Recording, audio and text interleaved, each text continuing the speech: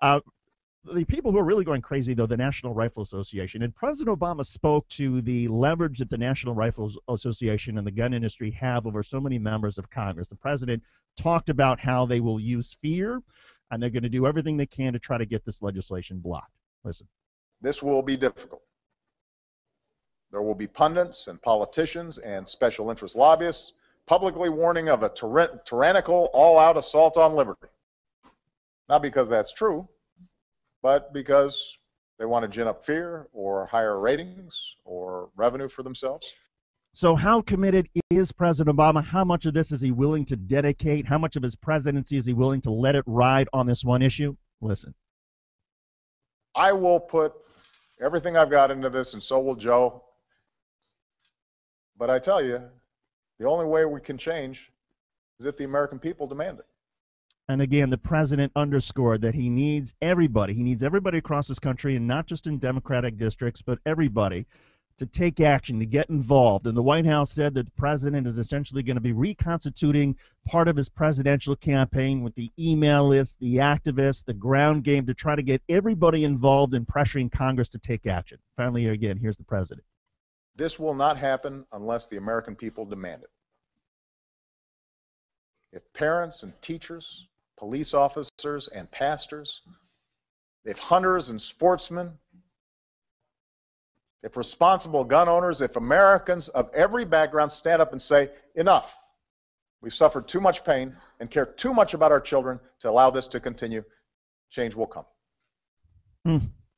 Again, I think I was blown away watching this speech. Daniel Marins, it was one of the more riveting moments. I mean, there was so much drama. Nobody was quite sure whether the president would take all the recommendations from Joe Biden. Nobody was quite sure how would the president personally feel about this, because it had been Joe Biden that had been tasked with leading this effort for a month to try to drop the legislation.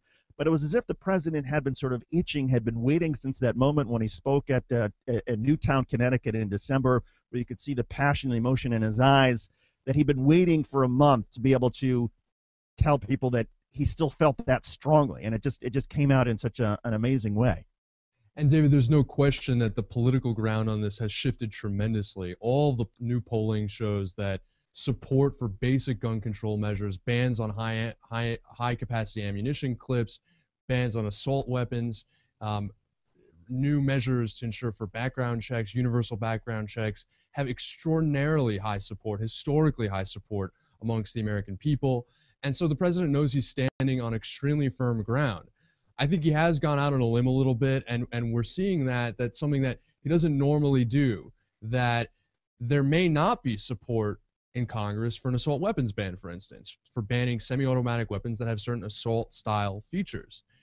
But I think that what the president is actually doing here, because he knows it's such a morally compelling issue, and I think perhaps feels remiss for not having acted on it sooner, is he's moving the spectrum. He's moving the debate. Let them water down my bill is essentially what he's saying. And I think that for those of us that want the insanity and the extremism and extreme opposition to basic gun safety in this country to end, this was the beginning of a very, very long victory. It was also, I think, a victory for a lot of people who have been concerned about mental health and the component that plays, and that education plays in all this. The president had more than 24 executive orders that he signed, which essentially directed the federal government to better share information about mental health records, to make sure that there's money spent on guidance counselors and school resource officials so that they can get these students, they can get these youngsters while they're having problems, as opposed to when they've gone home and grabbed a gun and then returned to school. So amazing stuff in terms of the stuff that the president has done in the executive order. And ironically, the executive orders were things that caused a huge freak out on the right. Leading up to this, when it was clear the president was going to propose some things through executive orders, right-wing folks in this country went nuts. And there was talk of impeachment, that the president tried to ban guns or take away your guns by executive order, that somehow that would be like what Hitler did or what Stalin did. And so the right wing went crazy. And even after the executive orders came out, they still went nuts. So we're going to talk about that in our next segment with Cliff Schechter. We're going to get at what is going on in the conservative media and among conservative policymakers. Why would they take an issue out of executive orders? What is that all about? What do they gain from it? We'll talk with Cliff Shuster coming up when We Act Radio continues, both on the radio and also on YouTube and TakeActionNews.com and We Act